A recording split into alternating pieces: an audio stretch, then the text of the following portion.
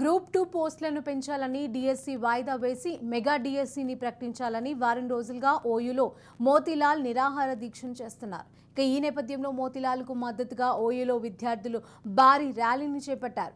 Arts కళాశాల ముందు బైఠాయించి నిరసన వ్యక్తం చేశారు. ప్రభుత్వం స్పందించుకుంటే ఆందోళనను ఉధృతం చేస్తామని హెచ్చరించారు.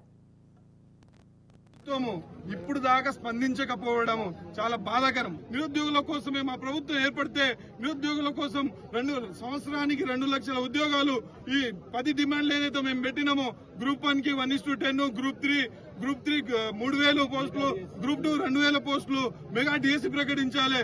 అలాంటి మెయిన్ ఆస్పెక్ట్స్ ఈ ప్రభుత్వం వాళ్ళ మేనిఫెస్టోతో సహా డేట్లతో సహా ప్రకటించింది.